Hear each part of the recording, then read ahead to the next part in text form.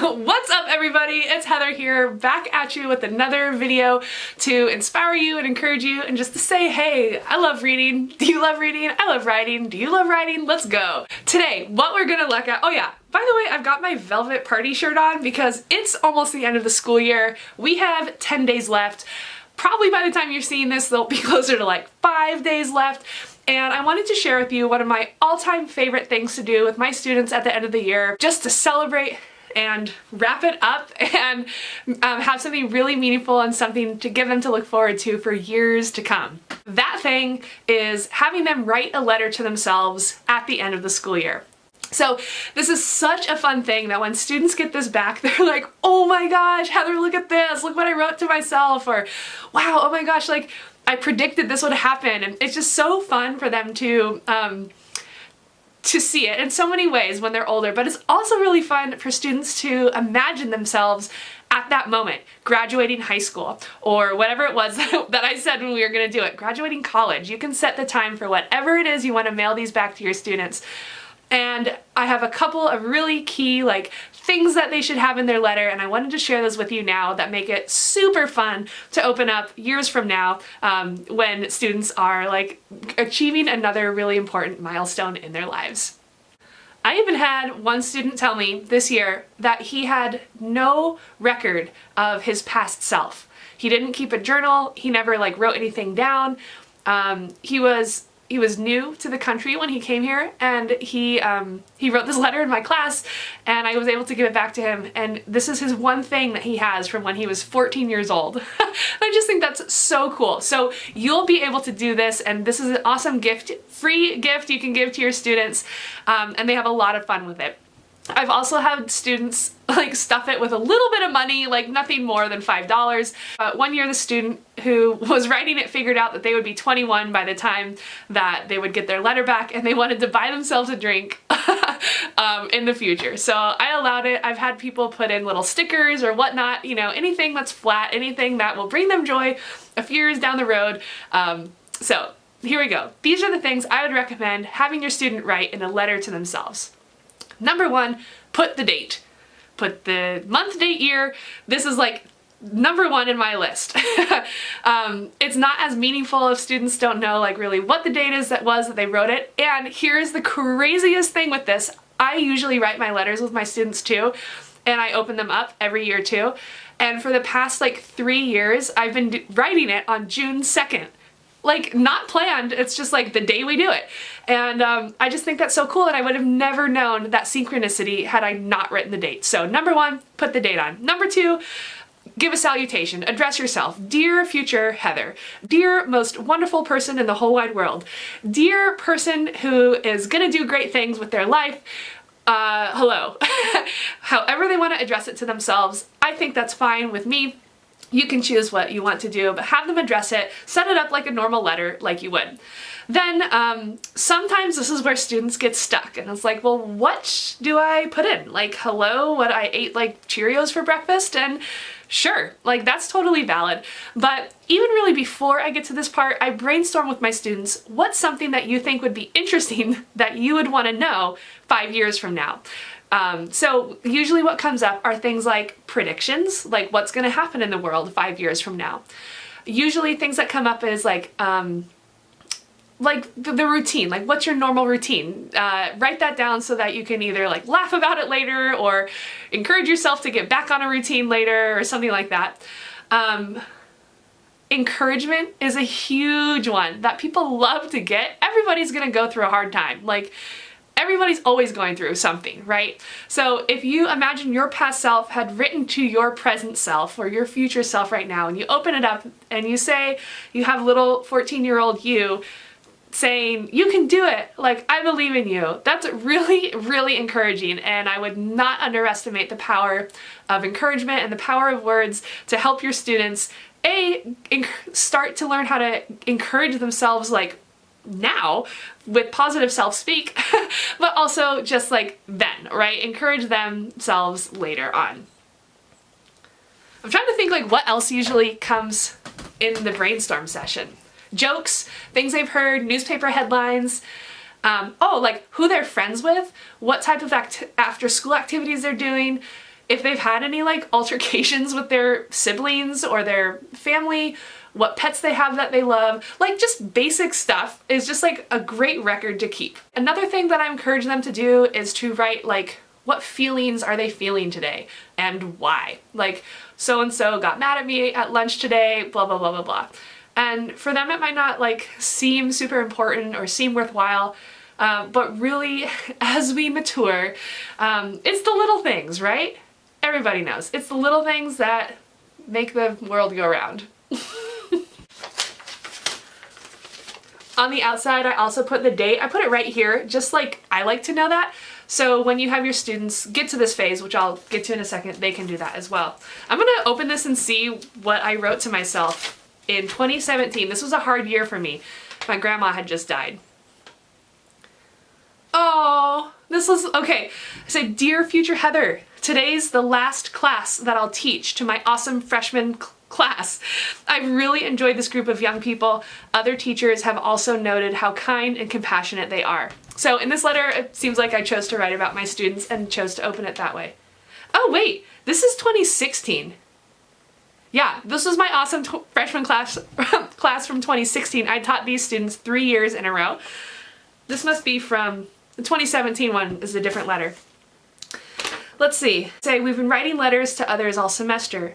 Oh, this was the year we did this really... Oh, wait, is this? I'm getting confused of which awesome freshman class this is. I think this was the year we wrote letters to residents at a senior living care facility, and we went and visited them, and we did performances for them, and we wrote stories and made books for them. Okay, that's that year. Does that make sense? Okay, I don't know, it's one of those years. I did that a couple of times. Only the awesome freshman classes got to do that with me, and there were only 2. Everyone is confused about which pronoun to use. Do I use I and me, or should it be we? Dear me. Which tense would be appropriate? Some students are writing secrets to themselves. Oh, that's very fun. It's difficult to give my full attention to this because I also need to watch the time so they can switch for math with Rick, another former teacher. I'm also multitasking with occasional glances up to make sure folks are doing what they should. Amen. But with this awesome freshman class, I could sit and write this letter with them. You know your class, you know your students. Let's see. Oh yeah, here's what I say next. With this group though, I needn't worry.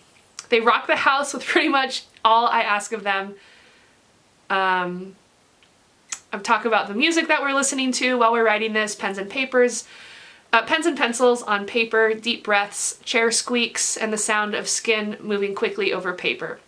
So that's something you can encourage your student to do too. What do you hear right now? What are the senses? Not just what you're feeling inside, but what do you feel and experience outside? Oh, and that's all I was able to write for that one period. I kept this going for the next period, and I said we've switched classes, and I have the second group. They too have been a joy. I just circled the room and asked these certain students who were whispering together if they had a question. They said, no, not really, but then they looked at me, and this one person said, I was just looking around at all the people in the room and was thinking, what if I don't know all these people in 5 years? That would make me sad. Oh, I know. I kind of just want to write down everybody's name in the order they're sitting, the other student said. I encouraged them to do it. They wouldn't regret it. And that's all I wrote to myself that year, but that's another really great one. Who's in your class? Where are they sitting? Draw a picture of it, you know, that type of thing. So I hope that this example, my Dear Future Heather example, gave you some encouragement and a great model to get going. Even if you are watching this video, you've stumbled across it and you're not a teacher, not a student or whatever, this is a really fun activity to do just for writing, like just to give yourself your writing. Or I've also done this is kind of like a bonus. I've done this before for my significant other when I think he went out of town. I'm not sure. We weren't married yet, but I wrote it, or when I went out of town, I wrote him lots of little letters and sealed them, and I said, open when, like, you miss me. Open when you're feeling hungry. Like, and I had these little things planned. So that's another fun thing you can do. We can do another video of that later. But for the end of the school year, this is such a good activity to do. Let's see, I think each of my class periods were 40 minutes when I did this with them, and that would be enough time to say, hey, we're doing a letter, here are some brainstorms, and then to have them write probably for 20 minutes. That would be enough to do it. I would leave, pro tip, at least 10 minutes at the end of class to pass out envelopes, have them ready, and then to have students address it to themselves. It astounds me right now. I don't know if this is still true for you. It astounds me how many students have to look up their addresses, and that takes time. So leave time for that. Maybe before you do this, encourage people to like ask what their addresses are, or have them write that down before they come to school so that these last 10 minutes go smoothly. Then what you do is you can have them address it. Here, what I do is I have my students address the return to the school with like care of and then my name, so that if it doesn't get to their house or they've moved or whatever, it comes back to the school and I'll just get it and go from there. So then what I do is I collect all of them, I make sure everybody's there, I have my students seal it. I'm not looking at these letters. I guess you can decide whether or not you want to. I used to give students the opportunity to share what they have written with me if they wanted, but I quickly did not find the need to do that. I no longer have that need or whatever. I don't feel like that's an option they need to have. So I just have everybody seal it up, good to go, and then I put it in a manila envelope, and on the outside of that manila envelope I say mail in, and then I count up however many years I've said that they're gonna get it back, and then I write that year. So today, if I said, okay, we're gonna write our letters, we're gonna give them back in 5 years, it's 2023, so 24, 25, 26, 27, 28, I write mail in 2028. That's all I do. I store it on the shelf with all the other letters that I mail every year. And that is how you lead an awesome end of the year writing activity that's fun, that's engaging, that takes up an entire class period and potentially more if you need to teach letter writing skills or whatever. But definitely worth doing. Definitely so fun to be able to give the letters to the students like in the 5 years after they've written it. Because almost everyone has forgotten that they've written that letter and you're just there sitting with it until then. So let me know if you've tried this or any variations like this. Always looking for good classroom activities for end of the year stuff. This works great in middle school and in high school. I've done it with both. So knock yourselves out, check it out. This is a great writing technique, and soon, so soon, I'll be able to say, go check this out on my Teachers Pay Teachers store. So get ready for that. I'm excited to share that with you. And I'll have resources that would help you with activities like this right over there that you could download instantly and just get to town. Okay, until my next video, which will be another book rec video to check out, I hope you have a wonderful day. I hope you have a wonderful time writing, and I will see you in the next video.